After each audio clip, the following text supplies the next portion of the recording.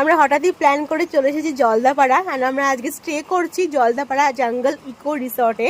এসে ফ্রেশ ট্রেশ হয়ে তারপরে আমরা লাঞ্চ করলাম, লাঞ্চ করে একটু পরে আমরা জঙ্গল সাফারির জন্য বেরোবো। তবে মনে হচ্ছে আমাদের লাকটা যে খুব একটা ভালো নেই, বৃষ্টি শুরু হয়ে গেছে, টিপটাপ টিপটাপ বৃষ্টি শুরু হয়ে গেছে। ইনফ্যাক্ট কালকে থেকে তো বৃষ্টি হচ্ছে, তবে আজকে ভেবেছিলাম যে কমে যাবে, যেহেতু হঠাৎ করে প্ল্যান হয়েছে আমি চলেও এসেছি, কিন্তু এখনও বৃষ্টি হচ্ছে। তো কি করব, হাতে একটু যদিও টাইম আছে, তো সেজন্য লাঞ্চ করে এখন আমরা বসে আছি, এই যে এখানে বসে একটু দোল খাচ্ছি।